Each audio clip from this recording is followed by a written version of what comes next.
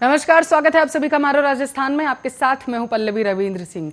राजस्थान में इन दिनों एक वीडियो बहुत तेजी से सोशल मीडिया पर वायरल हो रहा है। इस वीडियो में एक व्यक्ति लड़की के साथ पंजाबी गाने पर डांस करते हुए देखा जा सकता है। दावा किया जा रहा है कि यह उदयपुर जिले के एक डिप्टी का है। डिप्टी का नाम सामने आते ही लोग उसे लगातार शेयर करने लगे। यहां तक बता दिया गया कि डीएसपी के इस रवैये के बाद उन्हें एपीओ कर दिया गया है। सामने आया है कि जिस वीडियो में मॉडल के साथ डिप्टी के डांस करने का दावा किया जा रहा है, आपको बताते चले, दरअसल ट्रैवल इन्फ्लुएंसर निकिता शर्मा और उनके पिता संदीप शर्मा का वह वीडियो है। कुछ समय पहले निकिता ने ही सोशल मीडिया में अपने पेज पर उसे शेयर किया था। आपको बताते चले, वीडियो को पोस्ट करने वाले संदीप शर्मा और उनके परिवार से भी बातचीत की गई। Video travel influencer Nikita Sharma ने 17 जून 2021 को अपने इंस्टाग्राम अकाउंट पर इस वीडियो को अपलोड किया था। आपको बताते चले कि वीडियो में निकिता के साथ उनके पिता संदीप शर्मा डांस कर रहे हैं, जो पहले सेना में भी रह चुके हैं। निकिता शर्मा अपने अकाउंट में बायो में ट्रैवल इन्फ्लुएंसर के साथ ही मोटिवेशनल स्पीकर भी बताया गया है, जबकि राजस्थान में पिछले 4 दिनों से यह लाखों यूजर्स शेयर कर चुके हैं। यह दावा किया जा रहा था कि इस वीडियो के कारण डीएसपी हितेश मेहता को एपीओ किया जा सकता है, जबकि यह वीडियो मेहता का तो है ही नहीं। मेहता उदयपुर जिले के मावली में डीएसपी थे और शुक्रवार को उन्हें एपीओ कर पुलिस मुख्यालय जयपुर में ज्वाइनिंग के लिए कहा गया था। उनके ट्रांसफर के पीछे प्रशासनिक कारण बताया जा रहा है। डीजीपी द्वारा जारी तबादला आदेश में किसी भी तरह से अनुशासनहीनता या अन्य कोई जिक्र किया ही नहीं गया।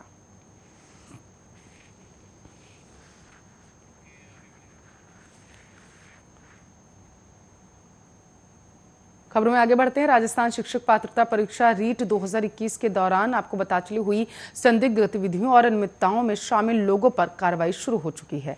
राज्य सरकार ने सख्त कार्रवाई करते हुए शिक्षा विभाग के 2 वरिष्ठ अधिकारियों और 13 कर्मचारियों को निलंबित कर दिया। एक अधिकारी ने मंगलवार को यह जानकारी साझा की और सवाई माधोपुर जिले में वजीरपुर अनुमंडल पदाधिकारी नरेंद्र कुमार मीणा, आरएएस और 2 आईपीएस अधिकारी नारायण तिवारी और राजूलाल मीणा को निलंबित कर दिया गया है। इन 2 अधिकारियों के अलावा शिक्षा विभाग के 13 कर्मचारियों और 3 पुलिसकर्मियों को भी निलंबित किया गया। स्कूल शिक्षा मंत्री गोविंद सिंह ने कहा है कि शिक्षा विभाग के 13 कर्मचारियों और 3 पुलिसकर्मियों को भी निलंबित कर दिया गया। उन्होंने कहा है कि रविवार को ही परीक्षा के आयोजन के दौरान शिक्षा विभाग के 13 कर्मचारियों की भूमिका संदिग्ध पाई गई। साथ ही कड़े शब्दों में कहा कि पुलिस जांच में आरोप सही पाए जाने पर कर्मचारियों को सेवा से बर्खास्त कर दिया जाएगा। शिक्षा विभाग के जिन 13 लोगों को निलंबित किया गया है, उनमें 10 अध्यापक हैं, एक व्याख्याता है और शारीरिक शिक्षा शिक्षक और एक कनिष्ठ सहायक शामिल हैं। ये लोग सिरोही, जालौर, बाड़मेर, नागौर, डूंगरपुर, राजसमंद, भरतपुर और बूंदी जिलों में तैनात थे। सिरोही में 1 हेड कांस्टेबल और सवाई माधोपुर में 2 कांस्टेबल को पहले ही निलंबित किया जा चुका है। रीट परीक्षा में नकल रोकने के लिए पुलिस ने विशेष इंतजामात किए। फिर भी पुलिस ने परीक्षा के दौरान कई डमी उम्मीदवारों और नकल गिरोह के सदस्यों को गिरफ्तार किया। गिरफ्तार आरोपी विभिन्न जिलों में आपको बता चले अभ्यर्थियों को नकल धोखाधड़ी की सुविधा उपलब्ध करा रहे थे। राजस्थान माध्यमिक शिक्षा बोर्ड द्वारा आयोजित परीक्षा 33 जिलों में स्थापित 3,993 केंद्रों पर 2 पालियों में आयोजित की गई थी। इसके लिए लगभग 16.51 लाख उम्मीदवारों ने अपना नामांकन दाखिल कराया था। दौसा और जयपुर ग्रामीण ने पुलिस ने 4 और 8 डमी उम्मीदवारों को गिरफ्तार किया। बीकानेर, अजमेर, प्रतापगढ़, सीकर, भरतपुर, जोधपुर में धोखाधड़ी में शामिल कई गिरोहों का भंडाफोड़ किया गया।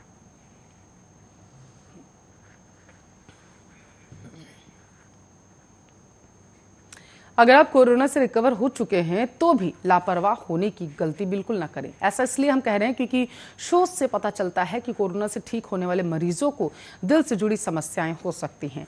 राजस्थान समेत भारत में कई राज्यों में कोरोना मरीजों में ठीक होने के बाद खून के गाढ़ा और थक्के जमने जैसी परेशानियां सामने आ रही हैं। इसके कारण उनमें दिल की बीमारी से जुड़ी समस्याएं देखने को मिल रही। विशेषज्ञों की माने तो कोरोना के बाद दिल की बीमारी के केसों में 20% का इजाफा हुआ। एसएमएस हॉस्पिटल और अन्य हॉस्पिटल के जाने माने हृदय रोग विशेषज्ञों से पता चला है कि राजस्थान में डीवीटी, वीटी और क्लॉट फॉर्मेशन के ज्यादा केसेस मिले हुए हैं। दिल की सेहत के प्रति लोगों को जागरूक करने के लिए आज आपको बता चले वर्ल्ड हार्ट डे पर इन बीमारियों से जुड़ी कुछ जरूरी बातें आपको बताते चलते हैं, ताकि समय रहते इसे पहचान सके और जरूरी इलाज करा सके। पैरों, जांग, टखनों में आ रही सूजन को ना करें अंदाज।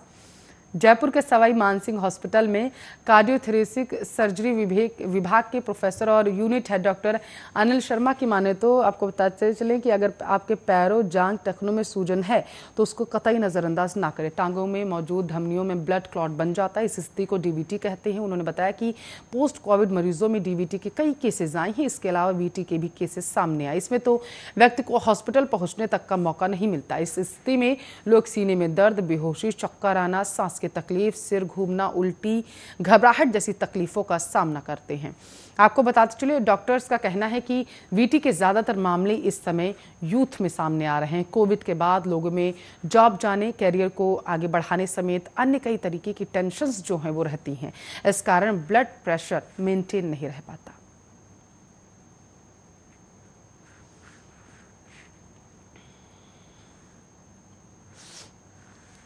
पितृपक्ष के 15 दिनों में पूर्वजों को प्रसन्न करने के लिए श्राद्ध किया जाता है। इन दिनों लोग अपने पूर्वजों के लिए शांति की कामना करते हैं। दान, पुण्य और कई धार्मिक कार्य भी किए जाते हैं। पाली जिले के एक व्यक्ति ने विदेश में रहते हुए भी माता पिता के लिए अपने गांव में करोड़ों रुपए खर्च कर ग्रामीणों के लिए सुविधाजनक अस्पताल, स्कूल और गौशाला का निर्माण करवाया। गाड़ेराव गाँव के मूल निवासी महेश चंद हिंगड़ डायमंड ब्रोकर हैं। आपको बताते चले, वर्तमान में बैंकॉक में रहते हैं। 1945 से 1995 की ये बात है। पाली जिले के छोटे से घाड़ेराव गांव में ज़्यादा चिकित्सा सुविधा नहीं होती थी। शाम ढलने के बाद गांव में ही यातायात के साधन नहीं मिलते थे। एक बार एक गर्भवती को प्रसव के लिए सादड़ी अस्पताल ले जाना था, तब जुगराज हिंगड़ अपनी कार से उन्हें वहां से लेकर गए थे।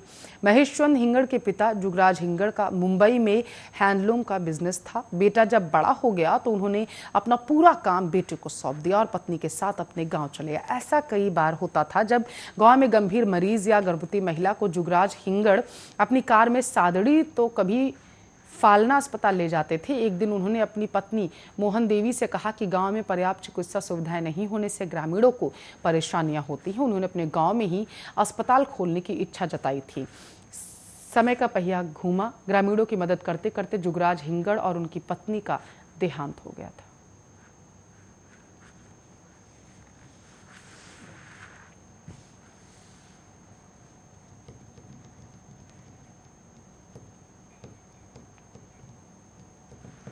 बसपा से कांग्रेस में आए 6 में से 4 विधायकों की नाराजगी दूर करने के लिए कांग्रेस ने डैमेज कंट्रोल करना शुरू कर दिया है। 4 विधायक देर रात जयपुर से दिल्ली पहुंच गए। अब आगे की रणनीति बनाने के लिए इन विधायकों ने दिल्ली में डेरा डाल दिया। आपकी जानकारी के लिए आपको बताते चलें, विधायकों को मनाने के लिए मुख्यमंत्री के नजदीक आने जाने वाले नेता लगे हुए हैं। विधायकों को कई तरह के आश्वासन देकर वापस बुलाने की एक्सरसाइज जो है वो शुरू कर दी गई है।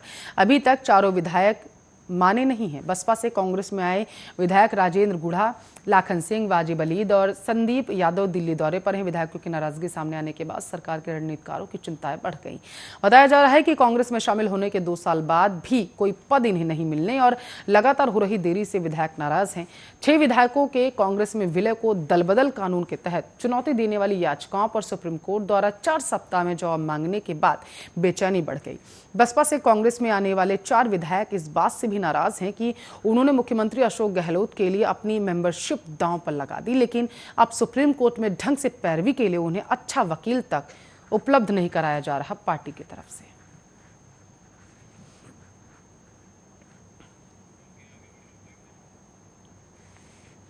जयपुर में बिल्डर निश्चल भंडारी से 1 करोड़ की फिरौती मांगने की साजिश का कनेक्शन जो है वो शेखावटी गैंग से जुड़ा हुआ माना जा रहा है। शेखावटी के सबसे बड़े बदमाश सुभाष बराल के माध्यम से राजस्थान में फिर से लॉरेंस ने एंट्री मार ली है। लंबे समय से टूटी हुई आनंदपाल की गैंग फिर सक्रिय हो गई है। आपको बता चलिए, ये गैंग अब पुलिस के लिए सिरदर्द बन चुकी है। यह खुलासा जयपुर में एक बिल्डर से मांगी 1 करोड़ रुपए फिरौती के मामले में हुआ है। पुलिस ने जब कड़ियां जोड़ी तो सामने आया कि शेखावटी से ही फिरौती की पूरी प्लानिंग की शुरुआत हुई थी। यह रुपए लॉरेंस बिश्नोई के नाम से मांगे गए थे। मकसद था गैंग को दोबारा खड़ा करना और यह बताया जाए कि यह गैंग राजस्थान में अब भी एक्टिव है।